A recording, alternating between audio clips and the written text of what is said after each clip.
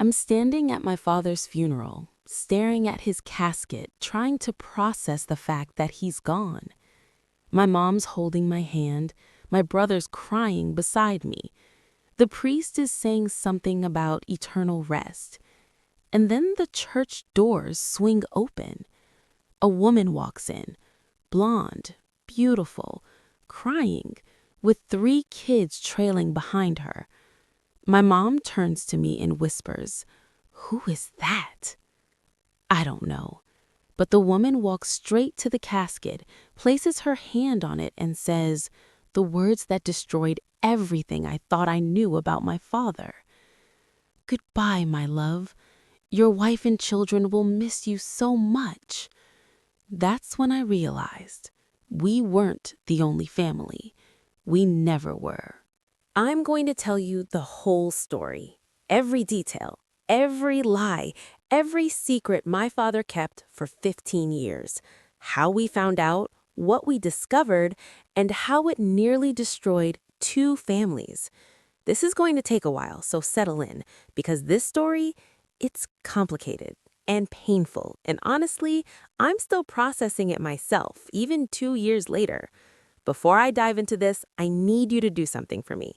Hit that subscribe button right now because this channel is all about true family drama stories that sound impossible but actually happened. Smash that like button if you're ready for over an hour of twists, secrets, and family chaos. And drop a comment telling me where you're watching from. New York, California, maybe you're watching this at 2 a.m. because you can't sleep. Let me know. I want to hear from you. Also, grab some snacks or coffee or whatever you need because this is a long story. We're talking multiple plot twists, legal battles, DNA tests, and family secrets that go back decades. All right, let's start from the beginning. My name is Sarah Mitchell. I'm 32 years old now, but this story started when I was 17. Back when I thought my family was normal, perfect even. We lived in Portland, Oregon, in a beautiful 3-bedroom house in the suburbs. White picket fence, 2-car garage, basketball hoop in the driveway, the whole American dream package. My dad, Robert Mitchell, everyone called him Rob, was a regional sales manager for a medical equipment company. He traveled a lot for work, like a lot. Probably 2 to 3 weeks out of every month he was on the road. Cleveland, Dallas, Phoenix, Atlanta, you name it, Dad had been there for work. But we didn't question it. That was just his job. And honestly, he made good money, really good money. We had everything we needed. Mom didn't have to work. My brother Tyler and I went to good schools. We took family vacations to Disneyland every summer. We were comfortable. My mom, Linda, was the classic suburban mom. She did yoga, she was in the PTA, she had a book club, she volunteered at the local food bank, she baked cookies for every school event. She was the kind of mom all my friends wished they had. Tyler, my younger brother, was 14 at the time this all started. He was a freshman in high school on the basketball team, obsessed with video games, pretty typical teenage boy stuff. And me? I was a senior in high school, honor roll student, planning to go to Oregon State University in the fall. I had a part-time job at Starbucks, a boyfriend named Marcus who wanted to be a dentist. I thought I had my whole life figured out. Our family had dinner together whenever Dad was home. We watched movies on Friday nights. We went to church on Sundays when Dad wasn't traveling. We celebrated every holiday with the extended family. Grandparents, aunts, uncles, cousins. From the outside, we were perfect. The Mitchell family. Happy, stable, normal.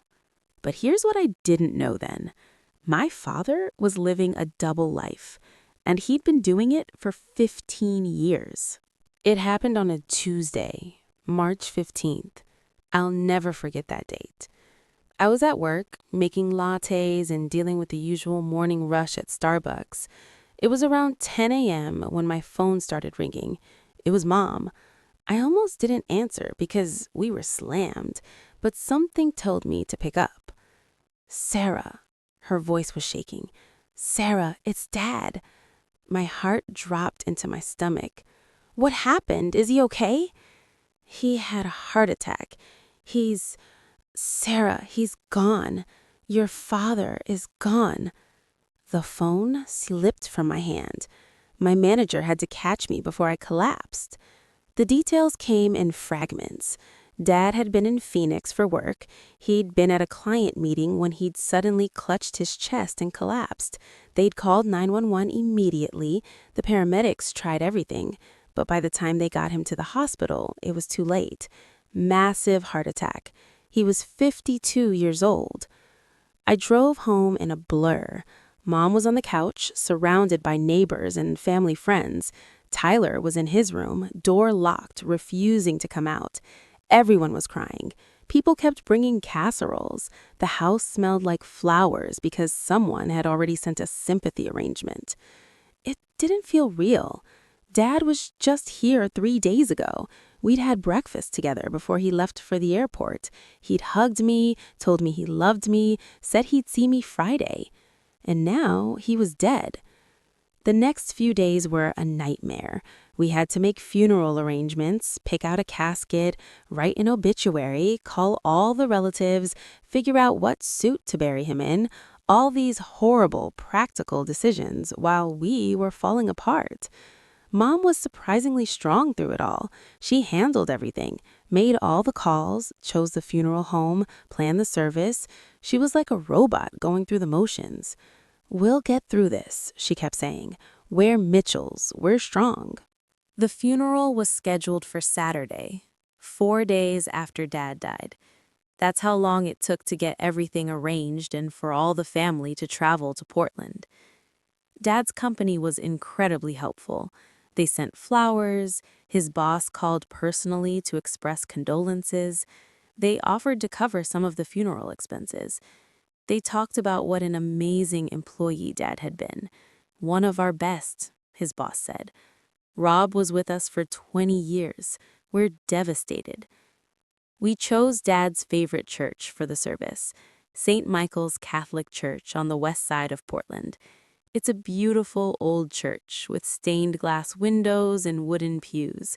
We'd gone there for Christmas and Easter services. The viewing was scheduled for Friday evening. Open casket. Mom wanted people to be able to say goodbye. I was dreading it. I didn't want to see Dad's body. I wanted to remember him alive. But Mom said it was important for closure. Tyler still wasn't talking much.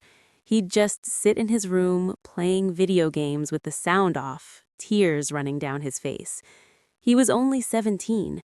Losing his dad at 17, it destroyed him. On Thursday, 2 days before the funeral, we got a call from Dad's office. His personal assistant, Janet, wanted to drop off some of Dad's things from his desk. Photos, awards, personal items. She came by that evening. Nice woman, probably mid-50s, crying as she handed over a box of Dad's belongings. "He talked about you all the time," she told us. "He was so proud of his family." Mom thanked her, offered her coffee. They talked for a while about what a great man Dad was. After Janet left, Mom went through the box.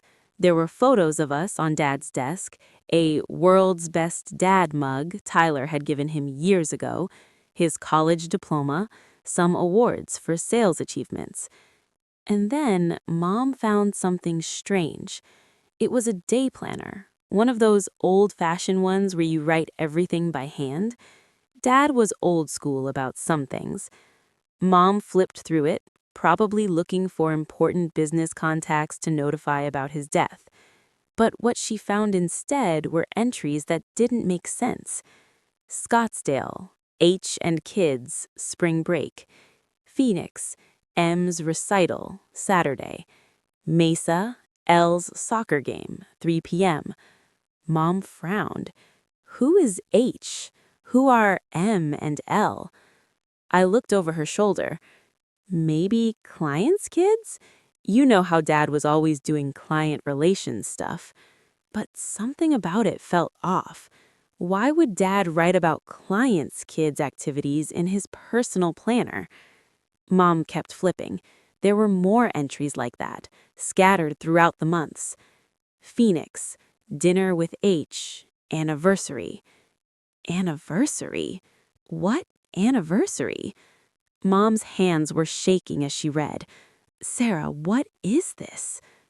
I didn't know, but I had a bad feeling starting to form in my stomach. Friday evening arrived. The viewing was from 6 to 9 p.m. We got there early to have private family time before the public viewing started. It was me, Mom, Tyler, my dad's parents, Grandma and Grandpa Mitchell, my mom's sister, Aunt Karen, and a few close family friends. Seeing Dad in that casket, I can't even describe it. He looked like he was sleeping. They dressed him in his favorite navy suit. His hands were folded on his chest. He looked peaceful.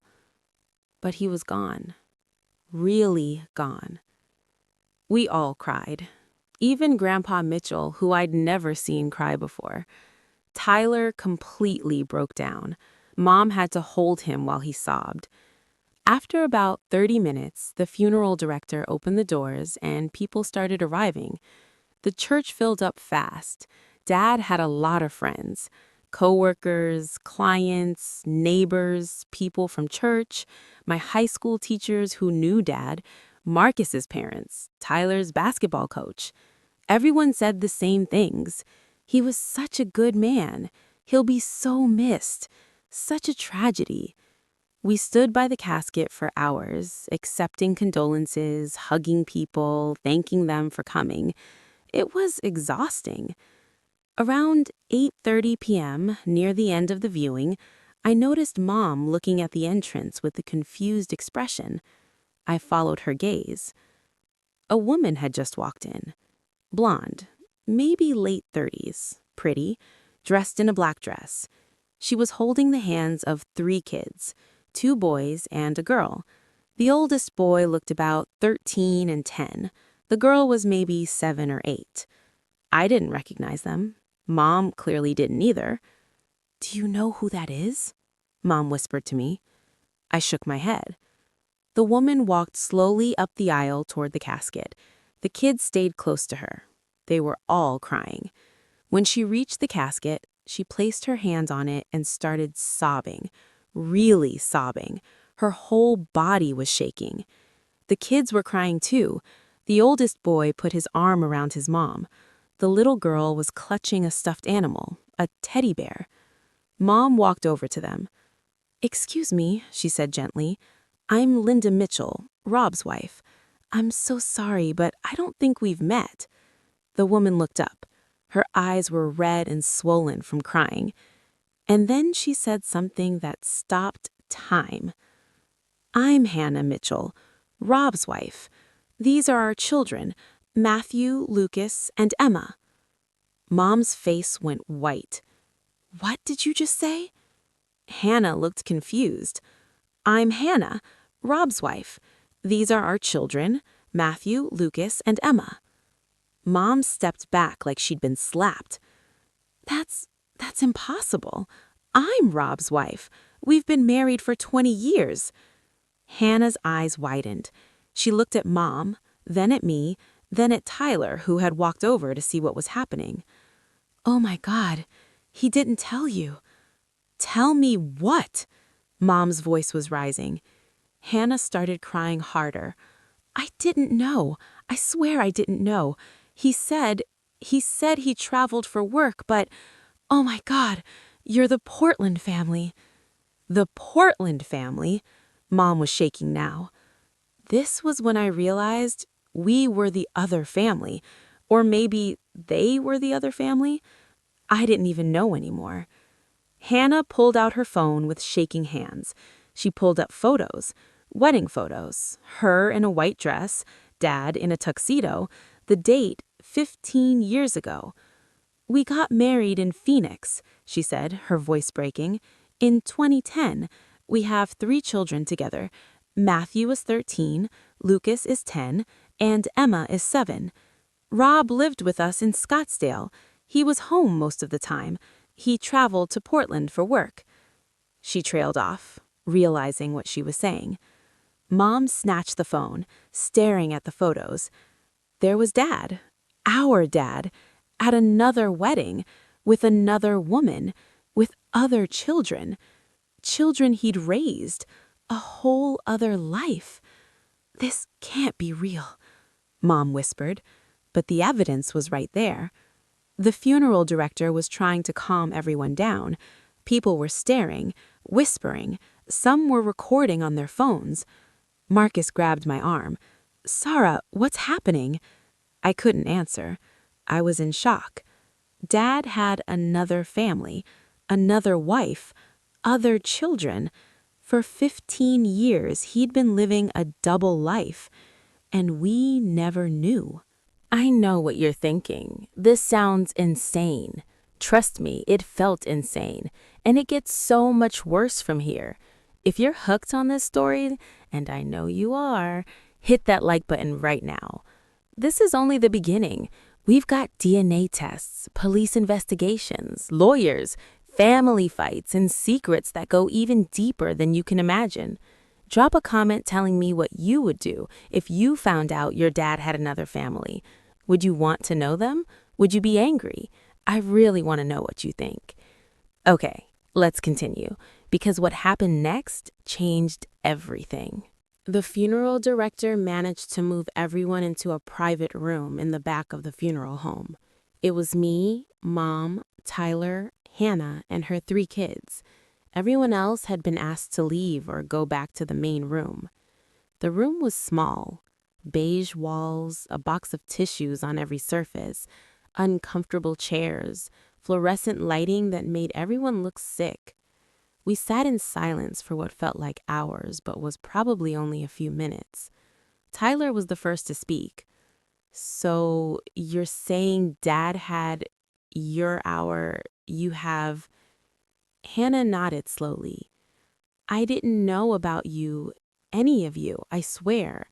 Rob told me his sales territory was in Portland, and that's where he traveled for work. He'd be gone maybe a week out of every month, sometimes less. The rest of the time, he was home with us in Scottsdale." I was doing the math in my head.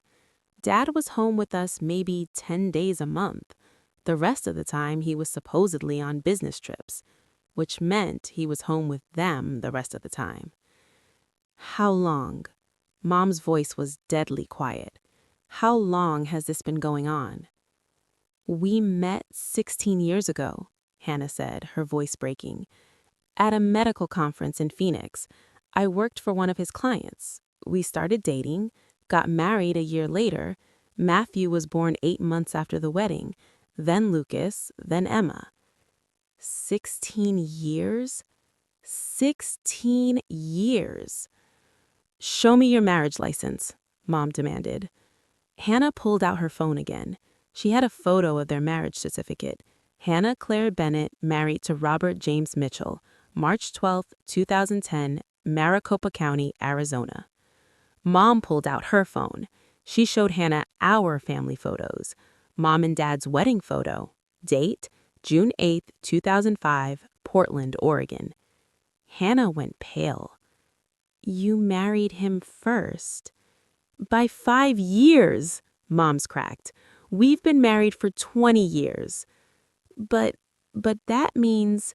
Hannah was crying again. "That means he was still married to you when he married me. That means my marriage isn't legal. That means my children are..." She couldn't finish the sentence. Illegitimate, that's what she was going to say.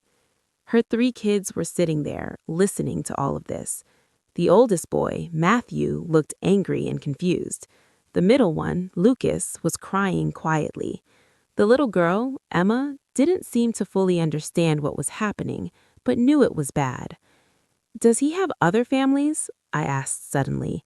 "How do we know it's just 2? Everyone turned to look at me. "Think about it," I continued. "If he could hide one family from the other for 15 years, what's to say there aren't more?" The room went silent again.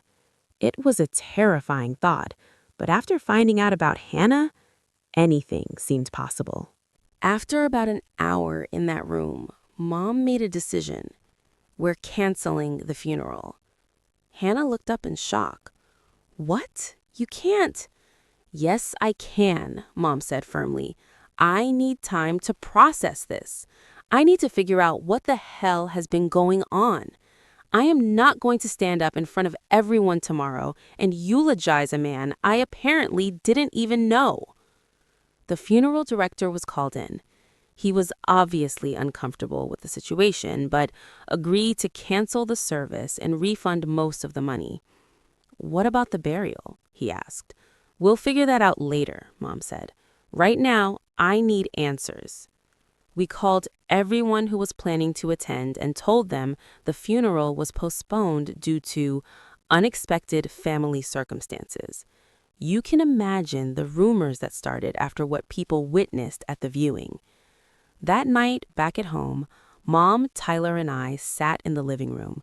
Nobody had eaten, nobody had slept. We need to go through everything, Mom said. Every paper, every document, every bank statement, every phone record, everything. She was right. We needed to know the full extent of Dad's lies. We started with his office at home.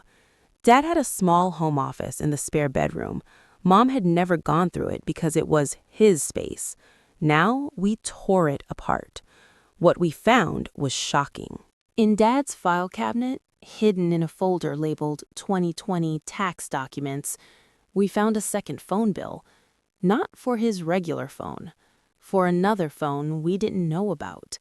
A phone registered to an address in Scottsdale, Arizona.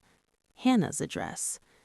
There were also credit card statements for a card we'd never seen before. A Visa with an Arizona address. Charges in Phoenix, Scottsdale, Mesa, Target, grocery stores, kids' clothing stores, school tuition payments. Mom found a separate bank account, not at our bank, at a bank in Arizona, with Hannah's name on it too, joint account. He was putting money in there, Mom said, looking at the statements. Thousands of dollars, every month. We compared the Arizona account to our Oregon account. Dad had been splitting his paycheck. Half went to our family, half went to Hannah's family. That's why we were comfortable but never rich. We were only getting half his income. There were school photos of Hannah's kids hidden in a drawer, report cards, birthday cards, art projects with "I love you, Daddy" written in crayon. In another folder, we found health insurance documents. Dad had us on his work insurance, but he also had Hannah and her kids on a separate policy that he paid for out of pocket.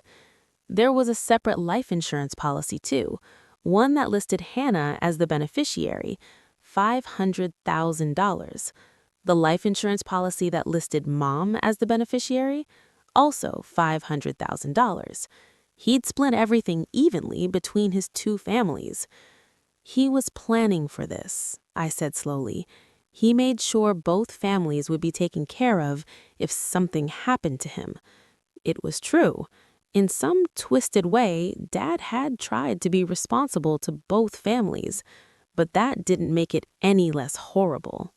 On Monday, Mom called Dad's work. She demanded to speak with his boss, Mr. Patterson. She put it on speaker so Tyler and I could hear. "Linda, I'm so sorry for your loss," Mr. Patterson said. "Rob was an incredible employee." "Cut the crap, David," Mom snapped. "Did you know?" Silence on the other end. "Did you know?" Mom repeated. "Linda, I don't know what you're... Did you know my husband had another family in Arizona? Another wife, 3 more kids?" More silence. Then, "Jesus Christ." "I'll take that as a no," Mom said. "Linda, I swear I had no idea. Rob's travel was legitimate. He really was meeting with clients. His sales numbers were outstanding. Everything seemed normal." "His paycheck," Mom said. "Where did it go?" "Direct deposit to his account. I don't know about his banking details, Linda. That's private." I found documents showing he was claiming Arizona as his primary residence on some forms for tax purposes. That's not possible. His employee file lists your Portland address as his primary residence. Then he was filing false information somewhere, either with you or with the state of Arizona, possibly both. Mr. Patterson sighed heavily. Linda, I'm going to have to bring our legal team in on this. This is a mess. I'm so sorry. You're sorry? Mom's voice was bitter. My husband lived a double life for 15 years, and your company paid him enough to support 2 families, and you never noticed? His sales numbers justified his salary. I don't care about his sales numbers. Mom was yelling now. My whole life was a lie. She hung up. We sat there in silence. Mom, Tyler said quietly, what do we do now? Mom looked at both of us. Her eyes were hard, determined. We find out everything, she said, and then we make sure he's held accountable, even if he's dead. A week after the canceled funeral, Hannah called Mom. We need to talk, she said, face to face. There are things we need to figure out. Mom agreed. Hannah offered to fly to Portland, but Mom said no. I need to see where he lived. I need to see his other life. So we flew to Arizona. Me, Mom, and Tyler. We landed in Phoenix on a Tuesday afternoon. Hannah picked us up at the airport. It was surreal seeing her in person again. She looked exhausted. Dark circles under her eyes, no makeup, her blonde hair in a messy ponytail. Thank you for coming, she said quietly. The drive to Scottsdale was silent and awkward. Tyler sat in the back with me, holding my hand. He was scared. So was I. Hannah's house was in a nice suburban neighborhood, not unlike our neighborhood in Portland. 2-story, beige stucco, 2-car garage, palm trees in the front yard instead of oak trees. Inside, the house looked lived in. Family photos on the walls, kids' artwork on the fridge, toys scattered around. It looked like a home Dad lived in. Hannah's 3 kids were there. Matthew, the 13-year-old, stood protectively near his mom. Lucas, the 10-year-old, watched us nervously. Little Emma hid behind her brothers. Kids, this is... Hannah trailed off. This is your dad's other family. This is Linda, Sarah, and Tyler. Our half-siblings? Matthew said coldly. Technically, yes, we shared a father. Tyler looked at them with this expression of complete confusion. You guys look like him, he said suddenly. It was true. Matthew had Dad's eyes, Lucas had his smile, Emma had his nose. They were Mitchells, just like us. How do we even do this? I asked. What are we supposed to say to each other? Nobody had an answer. Hannah showed us around the house. It felt invasive, like we were walking through a stranger's life. But it wasn't a stranger's. It was Dad's. His clothes were in the master bedroom closet. His toothbrush was in the bathroom. His razor. His cologne. The same cologne he wore in Portland. Hannah showed us Dad's home office, just like he had in our house. Desk, computer, files. He worked from here when he wasn't traveling, Hannah explained. He'd be on Zoom calls with clients, working on presentations. There were photos on his desk, photos of Hannah and the kids, a family portrait taken last Christmas, all of them smiling, Dad in the middle with his arms around everyone. Mom stared at that photo for a long time. He took us to Disneyland last summer, Hannah said quietly. The kids were so happy. It was Emma's first time. He took us to Disneyland too, Tyler said. Every summer. Hannah looked surprised. Every summer? Since we were kids, I confirmed. He took us every spring break, Hannah said. So Dad had been taking both families to Disneyland, just at different times of the year. Hannah showed us more photos. Birthday parties, Halloween costumes, school events. Dad was in all of them, present, smiling, being a father. He coached Matthew's Little League team 2 years ago, Hannah said. He helped Lucas with his science fair project. He read to Emma every night when he was home. He did the same things with us, coached Tyler's basketball team, helped me with my college applications, was there for everything that mattered. How did he do it? Mom asked. How did he keep track of everything? 2 families, 2 sets of birthdays, 2 sets of school events, 2 anniversaries? Hannah pulled out a calendar from Dad's desk drawer.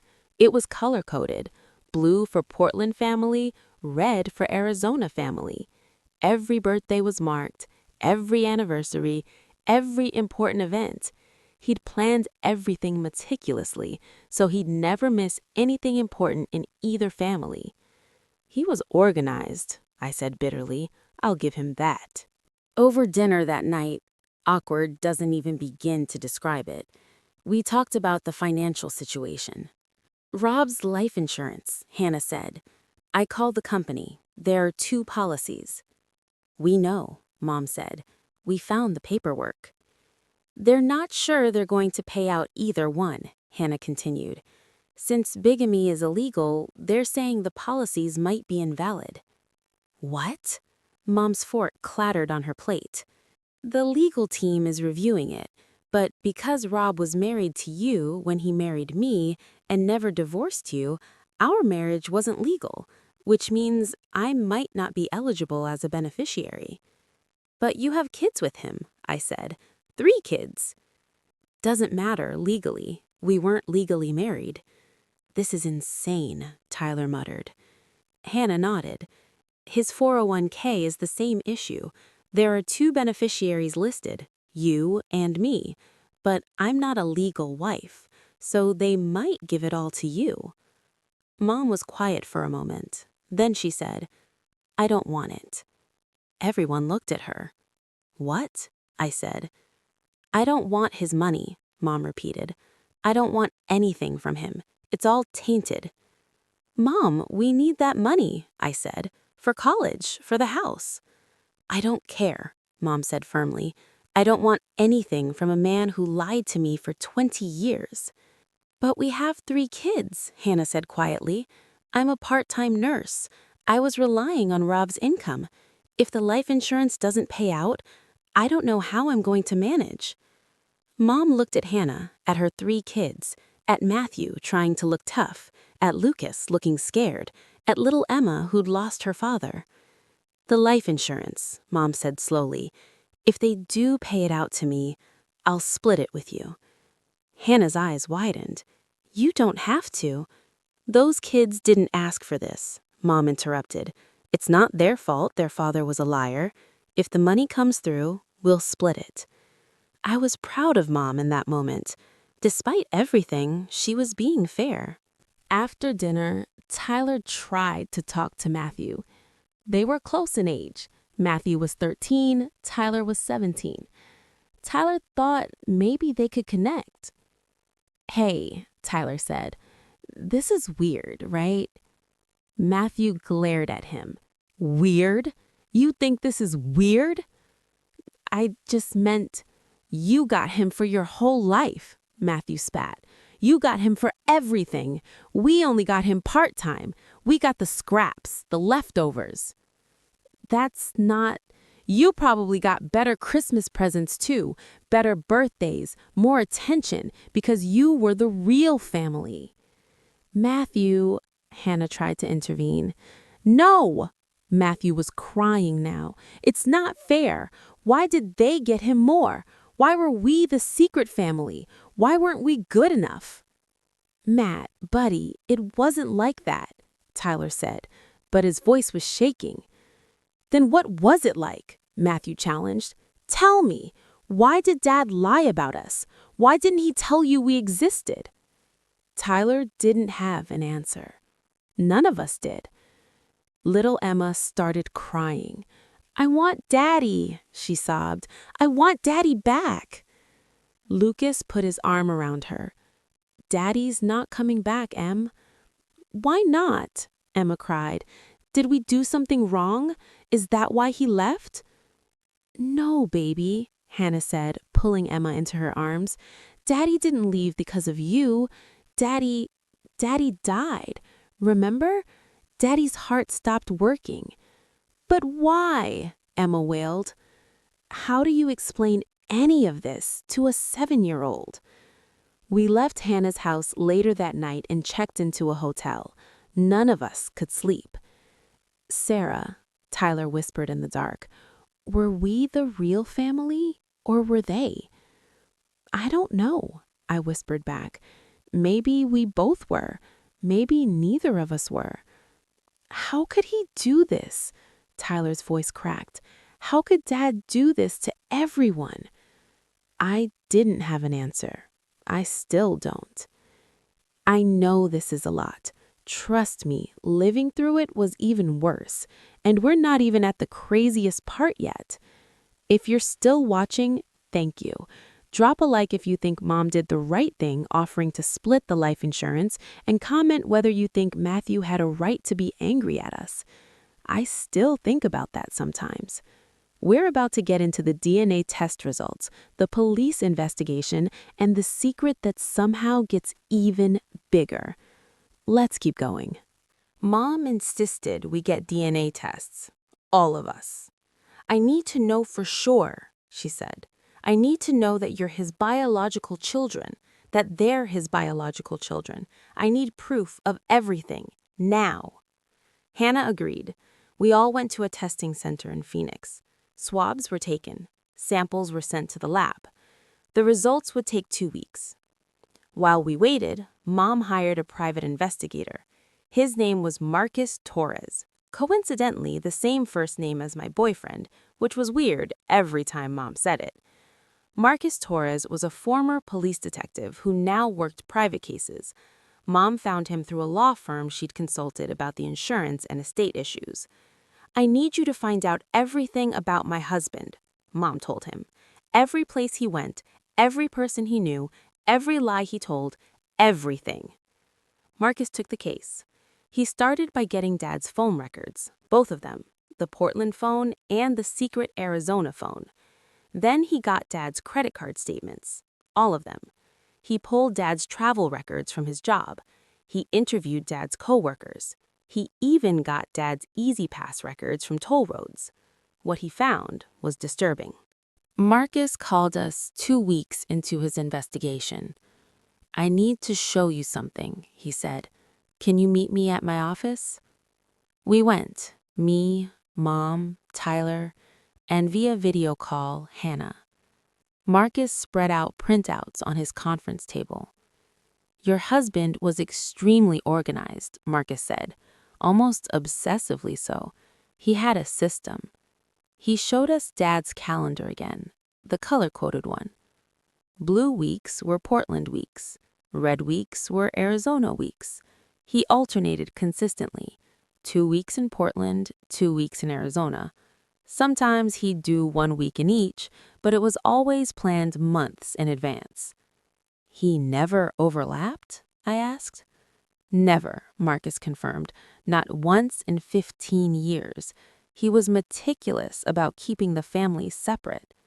He showed us phone records. He had specific calling times. He'd call the Portland family every night at 8 p.m. Pacific time when he was in Arizona. He'd call the Arizona family every night at 9 p.m. Mountain time when he was in Portland. He never mixed them up? Mom asked. Not once. He used different phones, different numbers. He probably had alarms set to remind him. Marcus pulled out credit card statements. He had separate cards for each family. This card was only used in Oregon and the surrounding states. This card was only used in Arizona and neighboring states. Never any crossover. What about his social media? I asked. He didn't have any, Marcus said. No Facebook, no Instagram, no Twitter, nothing. That was deliberate. Social media would have been too risky. So he just didn't exist online? Tyler asked. Not publicly, no. Hannah's voice came through the video call. He told me he didn't like social media, said it was a waste of time. He told us the same thing, Mom confirmed. He eliminated any possibility of the families discovering each other accidentally, Marcus said. No social media meant no tagged photos, no friend suggestions, no digital footprint that could expose him. It was brilliant in a terrible way. Then Marcus showed us something that changed everything again. I pulled your husband's credit report, he said, thoroughly, going back 20 years. He laid out a document. There's a third address on here. The room went silent. What? Mom whispered. A third address in Denver, Colorado. It shows up on his credit report from about 12 years ago to about 8 years ago. No, Hannah said through the video call. No, that can't be right. I cross-referenced it with his work records. He had several major clients in Colorado during that time period. He traveled there frequently. Oh my God, I breathed. Was there a third family? Marcus held up his hand. I don't know yet, but I'm going to find out. He showed us property records. Dad's name was on a rental lease in Denver for 4 years, a 2-bedroom apartment. Could have been a work apartment, Mom said desperately, for extended stays. Possibly, Marcus said, but his company didn't pay for it. He did, out of pocket, his personal credit card. We all sat in stunned silence. I need to go to Denver, Marcus said. I need to talk to the building management, the neighbors. I need to see what I can find out. I'm coming with you, Mom said immediately. So am I added. Tyler nodded.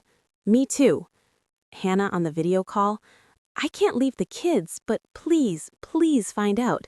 I need to know. We flew to Denver 3 days later. Marcus had already done some preliminary work. The apartment building was in a nice area of Denver. Not fancy, but comfortable. The kind of place a traveling businessman might rent. Marcus had contacted the building management. The property manager, a woman named Carol, agreed to meet with us. Robert Mitchell, Carol said, looking at the old records. Yes, I remember him. Nice guy, quiet, paid rent on time. He lived here from 2013 to 2017. Was he alone? Mom asked. Carol thought about it. I think so. I mean, I never saw anyone else with the key, but tenants can have guests. Did he get a lot of mail here? Marcus asked. Let me check the old mail logs. Carol pulled up her computer. Not really. Occasional packages. Mostly work-related stuff, looks like. Did you ever see him with a woman or kids? I pressed. Carol shook her head. Not that I remember, but I didn't monitor the tenants 24/7. He could have had visitors I didn't see. Can we see the apartment? Mom asked.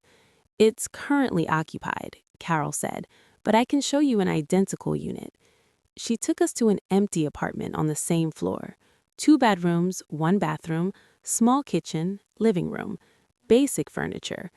His apartment looked similar when he lived here, Carol said. Mom walked through the room slowly, looking for, what? Evidence? Clues? There's no sign of a family here, Tyler said. No marks on the walls where kids' artwork would have been, no damage to the floors from toys.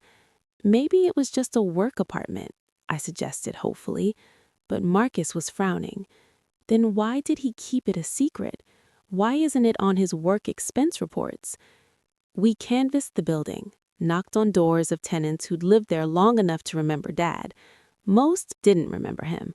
A few did. Oh yeah, quiet guy. Worked a lot. I'd see him coming and going at weird hours. Did he have family with him? Marcus asked. Not that I saw. Another neighbor, a woman in her 60s, remembered more. I think he had a girlfriend, she said. I saw him with a woman a few times, brunette, pretty, but I don't think she lived here, just visited. Did you ever see kids? Mom asked. No kids. So maybe not a third family, maybe an affair, or maybe just a place Dad used when he needed to be in Denver for work. But then, why was it a secret? We left Denver with more questions than answers. The DNA results came back while we were in Denver. Marcus had them sent to his email. We gathered in our hotel room to look at them together. Me and Tyler, 99.99% probability of being biological children of Robert Mitchell. Matthew, Lucas, and Emma, 99.99% probability of being biological children of Robert Mitchell. We were all Dad's kids, all 5 of us, half siblings to each other. There was relief in that, I think. At least Dad hadn't lied about paternity. At least we were who we thought we were, biologically. But it also made it more real, more permanent. We had 3 half-siblings we'd never known about. They had 2 half-siblings they'd never known about. "What do we do now?" Tyler asked. "I don't know," Mom said honestly. Dad's company conducted their own investigation after Mom's phone call. They brought in an independent accounting firm to audit Dad's expenses and sales records for the past 15 years. What they found was shocking. Dad had been inflating his expense reports, not by much, just enough to skim a few $100s here and there. Over 15 years, it added up to nearly $50,000. He was using company money to support 2 families, Mr. Patterson told Mom over the phone. We had no idea. "Are you pressing charges?" Mom asked. "He's dead," Mr. Patterson said. "We can't prosecute a dead man, but we are going to recover what we can from his estate." "Good luck with that," Mom said bitterly. "His estate is a disaster. His life insurance might not pay out. His retirement accounts are frozen. Everything is tied up in legal battles." The company also found that Dad had been claiming different primary residences on different forms, Oregon on some, Arizona on others, creating tax confusion that would take years to untangle. "He created an absolute mess," the company's lawyer told us. "It's going to take years to sort out the legal implications." 6 weeks after Dad died, we finally had a funeral. Both families agreed it was necessary, for closure, for the kids. We held it at a neutral location, a non-denominational chapel in Nevada, halfway between Portland and Phoenix. It was small, just immediate family. Me, Mom, Tyler, Hannah and her 3 kids, Dad's parents, Mom's sister. No co-workers, no friends, no extended family, just us. The service was strange. Who eulogizes a man who lived a double life? Mom didn't speak, neither did Hannah. I did. I talked about the father I knew, the good parts, the parts that were real. "My dad taught me to ride a bike," I said. "He helped me with my homework. He came to my school plays. He was proud when I got into college. Those things were real. The love he showed me was real, even if everything else was a lie." Tyler spoke too. "Dad coached my basketball team. He taught me how to throw a curveball. He told me I could be anything I wanted to be. I choose to remember those things." Matthew didn't speak. He sat in the front row, stony-faced, refusing to pry. Lucas read a poem he'd written. It was about missing someone. It was heartbreaking. Little Emma put a drawing on Dad's casket. It was a picture of their family. Dad, Hannah, Matthew, Lucas, and Emma, all holding hands. She titled it My Daddy. After the service, we buried him in a cemetery in Nevada, neutral ground. His headstone reads, "Robert James Mitchell, beloved father." We couldn't write beloved husband, because which wife would we mean? 2 months after the funeral, Marcus called with news about Denver. "I found her," he said, "the woman from Denver." Her name was Christine. She was an executive at one of Dad's clients in Denver.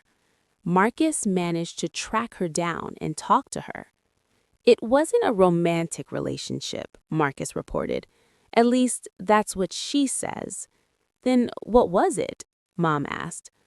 According to Christine, Rob was helping her through a difficult time. Her husband had died. She was struggling. Rob was kind to her, supportive. They became close friends. Just friends? I asked skeptically. That's what she says. She knew he was married. She thought he had one family in Portland. She had no idea about Arizona. Did she know about the apartment? Mom pressed. Yes. Rob told her he rented it for work purposes. She never stayed there, never had a key. She says their relationship was platonic. Do you believe her? Mom asked. Marcus shrugged. I have no evidence to the contrary. There are no financial ties between them, no secret accounts, no hidden assets. If they were having an affair, they covered it up perfectly. Or maybe it really was just friendship. We'd never know for sure. Christine declined to meet with us in person. She said she was sorry for our loss and didn't want to cause any more pain. Maybe Dad had a third relationship in Denver. Maybe he didn't. At this point, did it even matter? We're almost at the end, I promise. Thank you so much for sticking with this story. I know it's been long, but I wanted to tell you everything. If you've made it this far, you're a real one. Hit that subscribe button if you haven't already, drop a like, and comment telling me what you think about the whole Denver situation.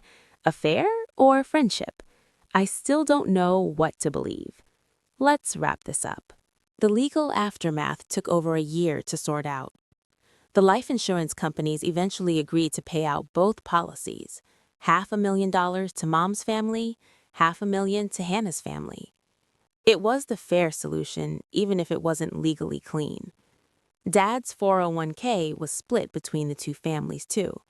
The company decided it was the right thing to do, even though legally they could have given it all to Mom since she was the legal wife. Dad's estate, which included the Oregon house, some savings, and the Arizona house, which was in both Dad and Hannah's names, was a mess. Lawyers argued for months about how to divide everything. Eventually, Mom kept the Oregon house, Hannah kept the Arizona house, the savings were split. The company settled the expense report fraud by taking a portion from Dad's final paycheck and retirement account. It still didn't cover everything he'd taken, but they wrote off the rest. Mom went to therapy, a lot of therapy. I need to understand how I didn't see this, she told me, how I lived with a man for 20 years and never suspected. The therapist told her it wasn't her fault, that Dad was skilled at compartmentalization, that he was a master manipulator. But Mom struggled with it anyway. I keep replaying every conversation, she said. Every time he said he loved me. Was that real? Or was he saying the same thing to Hannah the next week? I think both things can be true, I suggested. I think he really did love both of you, in his own twisted way. Mom sold the Portland house. Too many memories. She moved to Seattle, started over, got a job at a law firm as a paralegal, made new friends, started dating again eventually, though that took 2 years. I'll never fully trust anyone again, she admitted to me once. How can I? If I couldn't spot the lies from someone I lived with for 20 years, how can I trust my judgment with anyone new? It broke my heart, but I understood. Tyler took it the hardest. He was only 17 when Dad died, at an age where you're supposed to look up to your father, learn from him, become a man. Instead, he learned that his role model was a fraud. Tyler dropped out of basketball, stopped hanging out with friends. His grades plummeted. He barely graduated high school. He didn't want to go to college. What's the point? He said. Dad went to college, and look how he turned out. A liar. It took a year of therapy before Tyler started to come around. His therapist helped him understand that Dad's choices weren't a reflection on him, that Tyler could choose to be different, to be honest, to be better. Slowly, Tyler started putting his life back together. He enrolled in community college, made the basketball team there, started smiling again. But he still has nightmares. He told me once that he dreams about Dad sometimes. In the dreams, Dad has two faces. One face is smiling at him. The other face is turned toward the Arizona family. I wake up angry, Tyler said, still angry at him. I don't know if that will ever go away. I don't know either. Remember my boyfriend Marcus, the one who wanted to be a dentist? We broke up. Not immediately, but about 8 months after Dad died. I can't trust you, I told him one night. What, Sarah? I've never lied to you. My dad never seemed like a liar either, I shot back. But he was, for 15 years. How do I know you're not lying too? Because I'm not your dad, Marcus was frustrated. But you could be, I said. Anyone could be. Anyone could be living a double life, and I'd never know. Marcus tried to work through it with me. He really did. He was patient, understanding, supportive, but I pushed him away. I sabotaged the relationship because I was too scared to trust. When we finally broke up, he said, Sarah, I hope someday you heal from this. I hope you find someone who can make you feel safe again. But I can't be that person if you won't let me in. He was right, but I couldn't help how I felt. I've dated since then, a few people, nothing serious. I keep everyone at arm's length. My therapist says I'm protecting myself, that it's a normal response to trauma. But it's lonely, really lonely. Hannah and I started talking more after the first year, just checking in, making sure everyone was okay. She told me how her kids were doing. Matthew, the oldest, was angry for a long time. He blamed Mom's family for existing, like it was our fault that Dad chose to have two families. But eventually, with therapy, he started to understand that we were victims too, that none of us asked for this. He's doing better now, Hannah told me. He's in high school, made the baseball team. He's even asked about you and Tyler a few times. Lucas, the middle child, struggled with trust issues, just like me, just like all of us. He's afraid to get close to anyone, Hannah said. He thinks everyone has secrets, everyone is lying. And Emma, the youngest, didn't fully understand for a long time. She was only 7 when Dad died. She asks about him sometimes, Hannah said. Wants to know if Daddy is watching her from heaven. I don't know what to tell her. Is he watching? Does he regret what he did? I don't know. Hannah herself had to completely rebuild her life. I thought I had a husband, she said, a partner, someone who loved me. Instead, I had, half a husband? A part-time husband? She went back to school, got her RN license, started working full-time as a registered nurse. I had to, she explained. I couldn't rely on anyone else. I need to be able to support my kids on my own. She was dating someone new, a divorced dad with 2 kids of his own. He knows everything, Hannah said, about Rob, about the double life, about all of it. I was upfront from the beginning. If we're going to have a relationship, it has to be built on honesty. I was happy for her. She deserved happiness after everything.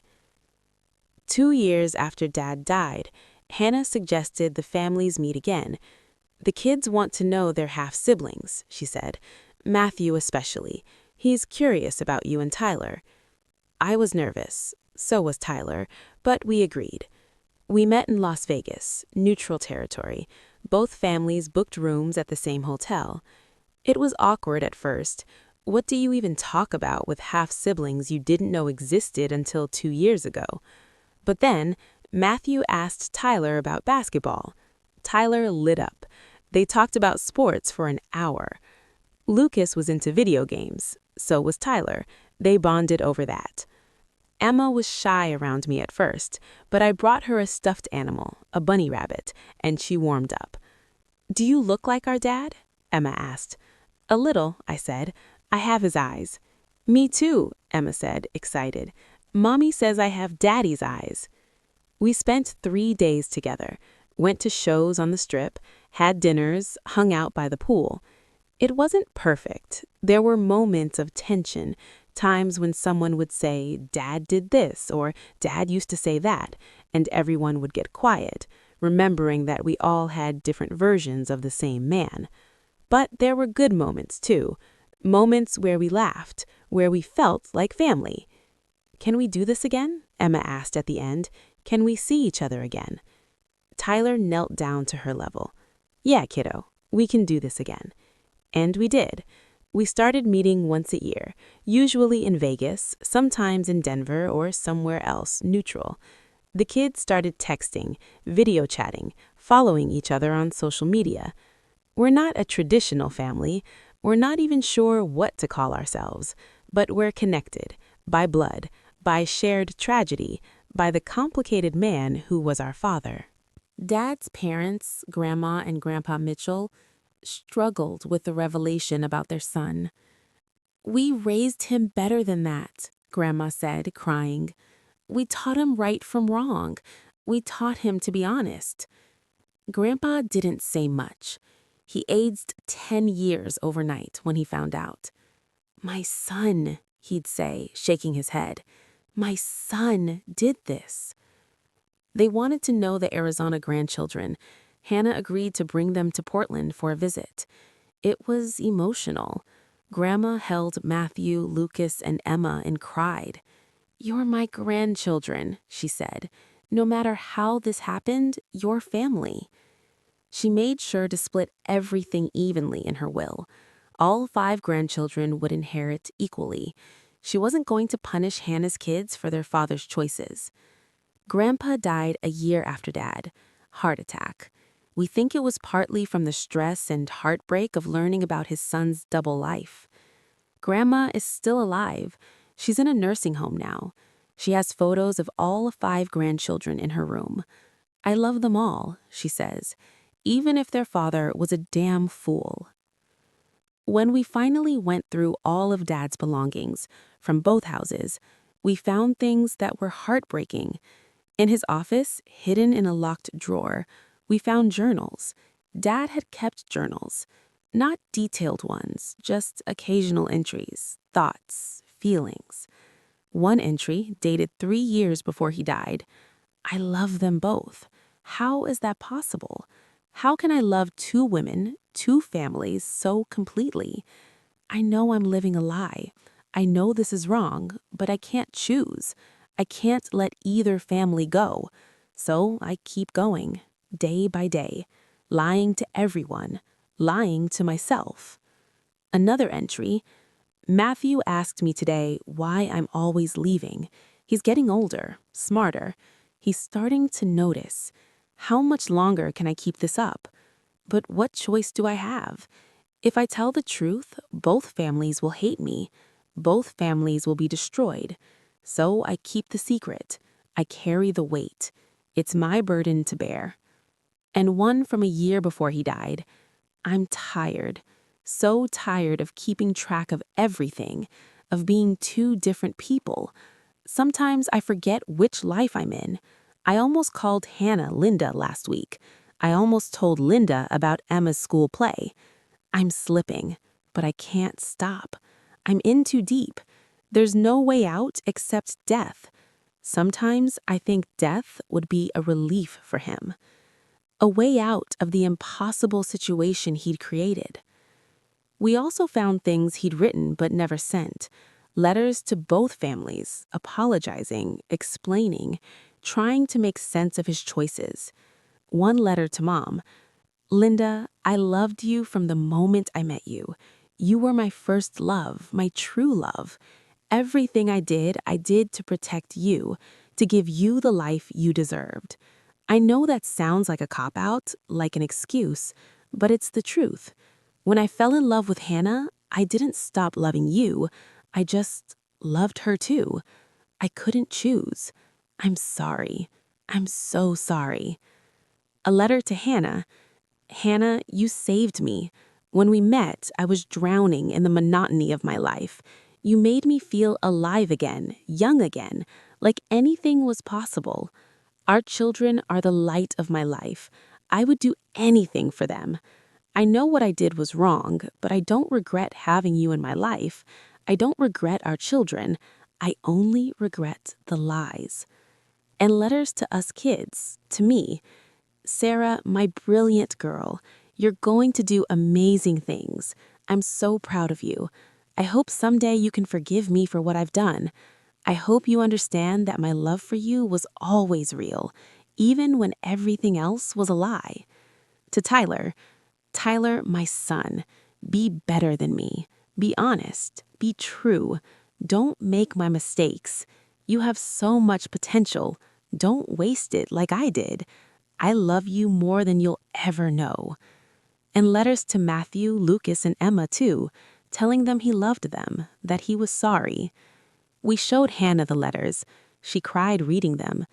She was a coward, she said, a coward who couldn't face the consequences of his choices, so he wrote letters and hid them away. She was right, but the letters still hurt to read. The question everyone asks me when I tell this story, did your dad love your mom?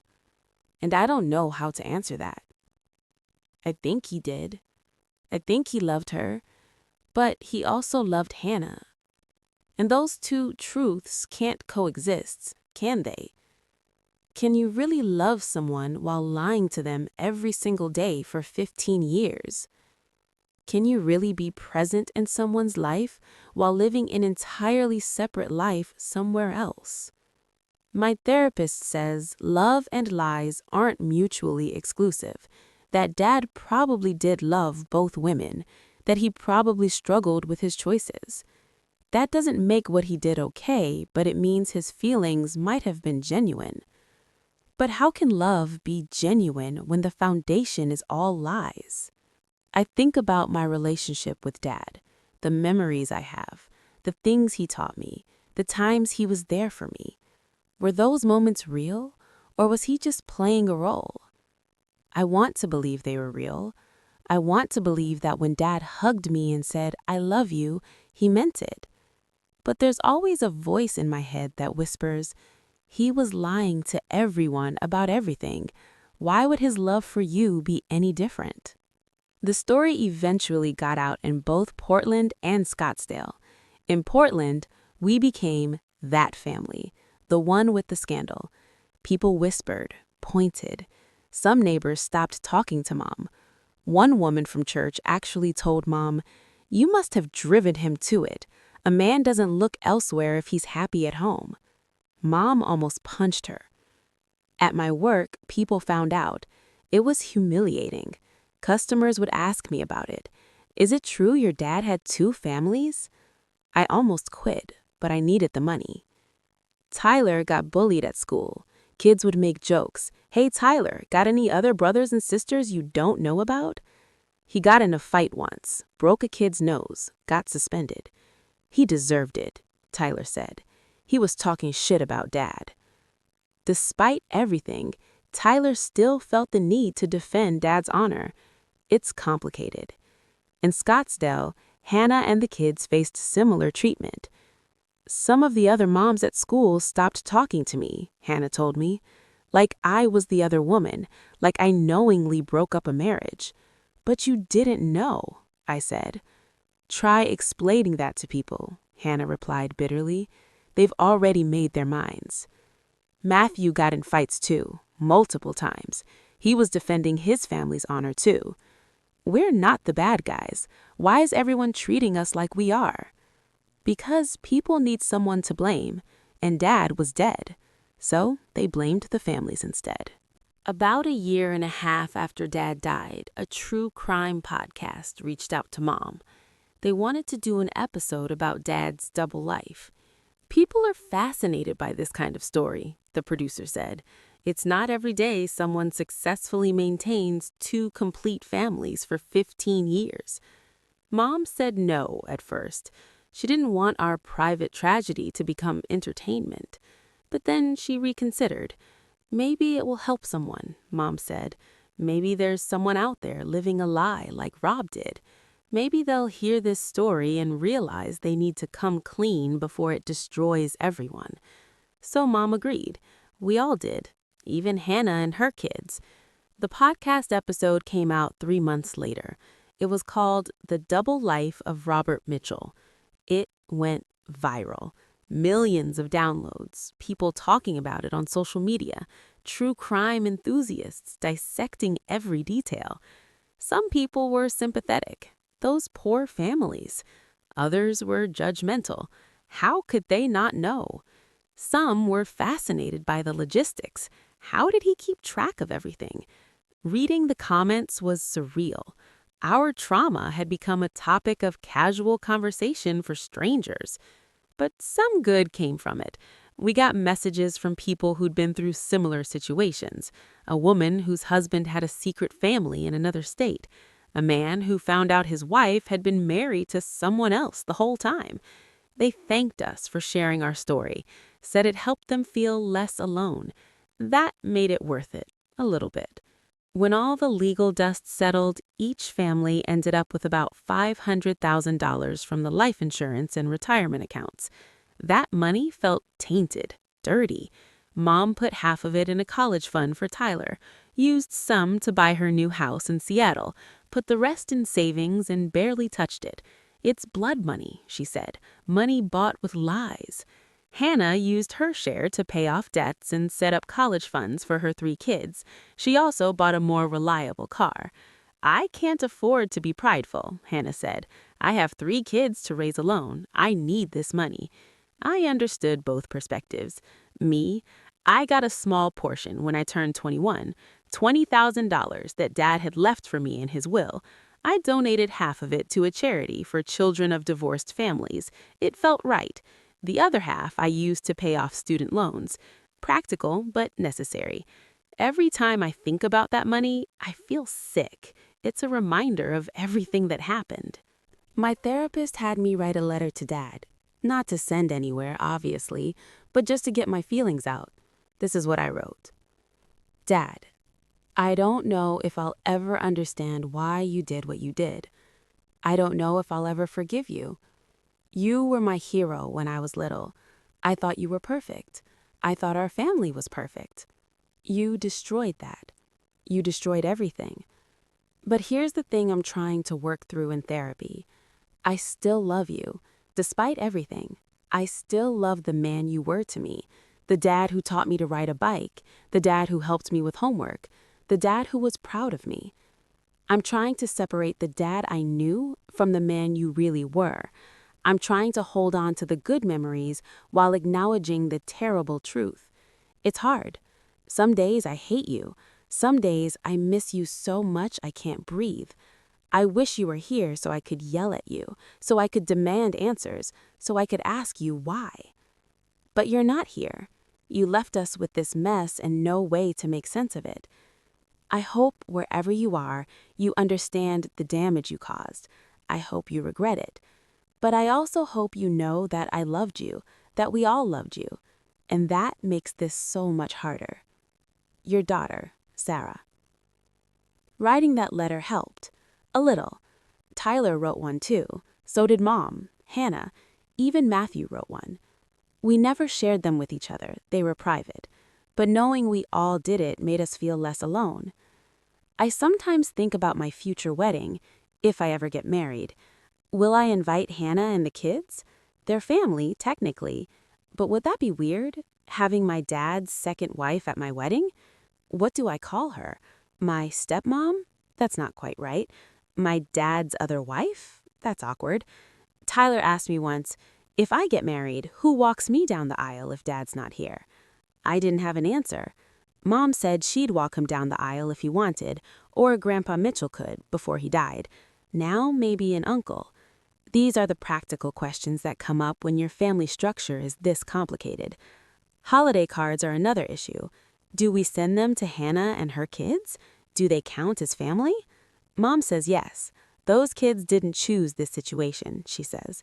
They're your half-siblings. That makes them family. So now our Christmas card list includes 2 families, the Portland Mitchells and the Arizona Mitchells. It's weird, but it's our reality. This whole experience taught me things I wish I didn't have to learn. 1. People are capable of living double lives. It's not just in movies. It's not just rare cases. It happens more than you'd think. 2. Love is complicated. I don't think Dad was a monster who felt nothing. I think he was a deeply flawed man who loved too many people and didn't know how to deal with it honestly. 3. Secrets always come out eventually. Dad kept his secret for 15 years, but eventually the truth emerged. It always does. 4.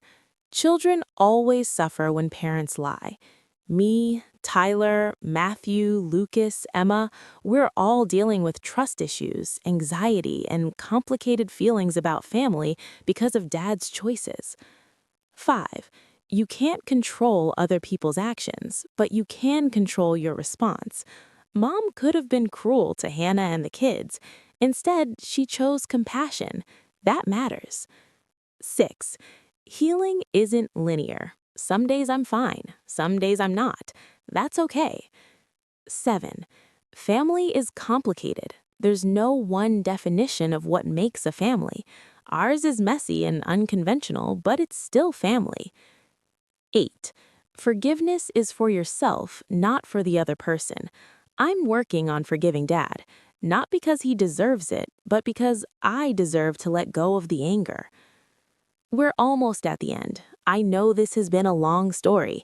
Thank you so much for sticking with me through all of it. Before I finish, I want to hear from you. Hit that like button if this story affected you in any way. Subscribe to this channel for more true family drama stories. And please, comment and tell me, do you think people who live double lives should be exposed even after death?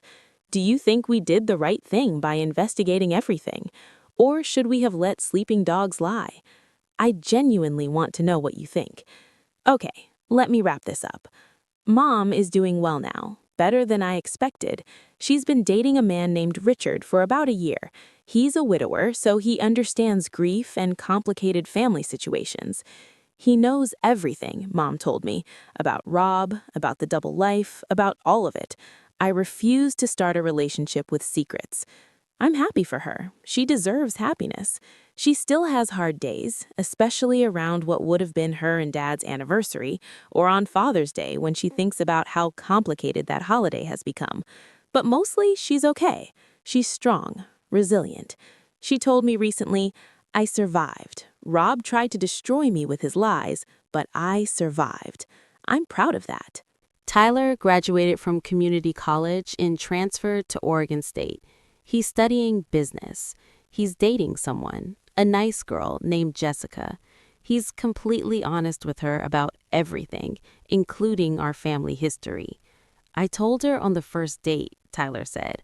I was like, hey, so my dad had a secret family, and it's a whole thing. If she couldn't handle it, better to know up front. Jessica handled it fine. She's good for Tyler. He still plays basketball, plays for Oregon State's club team. It makes him happy. He talks about Dad sometimes, with less anger now, more sadness. I wish I could have known him as an adult, Tyler said. I wish I could have asked him why, had a real conversation about it. Me too, buddy. Me too. Matthew is 16 now.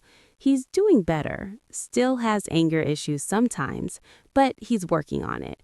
He wants to be a lawyer, so I can help kids in situations like ours, he said. Kids caught in their parents' messes. I think he'll be good at it. Lucas is 13. He's into music now, plays guitar, writes songs. Hannah says his songs are about Dad, about abandonment and lies and trying to understand. It's his therapy, Hannah told me. He can't talk about his feelings, but he can sing about them. And Emma is 10 now. She barely remembers Dad, which is probably a blessing. I remember he smelled like coffee, she told me once, and he gave good hugs. She's a sweet kid, artistic, draws constantly. She drew a picture of all 5 of us kids together, holding hands, smiling. It's on my refrigerator. Hannah got married last year. To David, the divorced dad she'd been dating, they had a small ceremony. Hannah invited us, me, Mom, and Tyler. We went. It felt right. Watching Hannah get married, seeing her happy, it was healing in a way. She deserved a fresh start, a real relationship built on honesty. David's kids and Hannah's kids all get along. They're creating a new blended family. I never thought I'd trust anyone again, Hannah told me at her wedding. After Rob, I thought I was broken, but David showed me that not everyone lies, that real love is possible.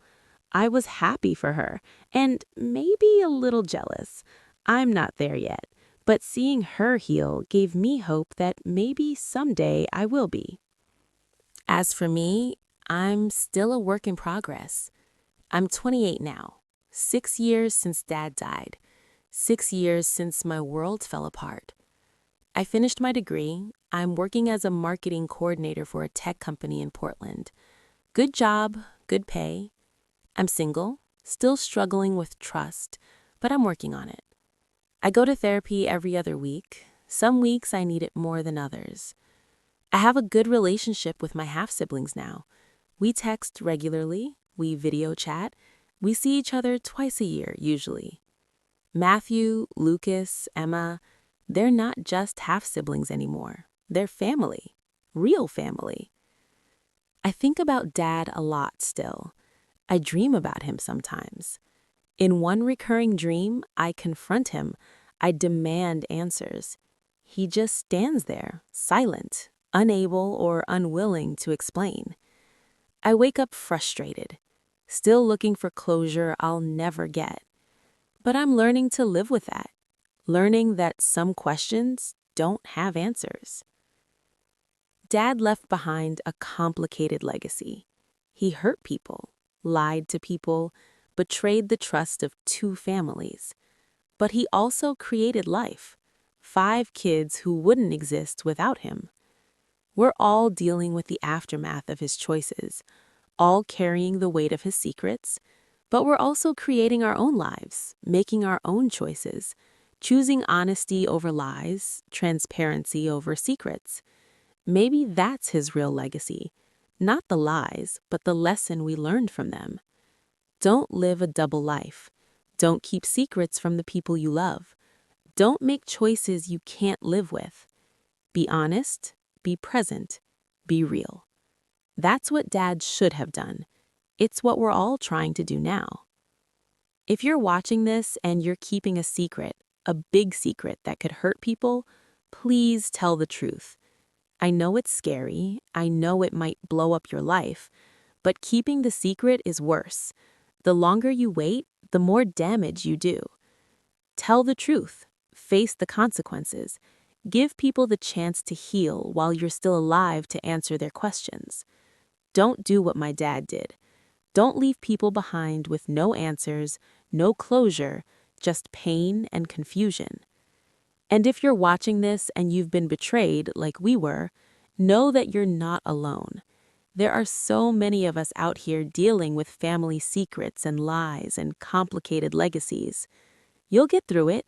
It takes time, it takes therapy, it takes support. But you'll survive. You'll heal. Maybe not completely, maybe you'll always have scars, but you'll be okay. I promise. Thank you so much for watching this entire story. I know it was long, over 2 hours, but I wanted to tell you everything, every detail, every twist. If this story resonated with you, please hit that subscribe button. This channel is all about real family drama stories, true stories that sound impossible but actually happened. Smash that like button if you appreciated me being so honest and vulnerable about my family story. And please, comment below. Tell me, what would you have done in this situation? Do you think Mom handled it well? Should we have investigated or should we have let it go? Have you or anyone you know dealt with something similar? I read every comment. Your thoughts and stories matter to me. If you want more drama, check out the videos on screen right now. Trust me, they're just as wild as this one. Thank you for being here. Thank you for listening. Thank you for not judging my family too harshly. We're all just trying to heal and move forward. Take care of yourselves, hug your families, tell the truth, and I'll see you in the next video. Peace.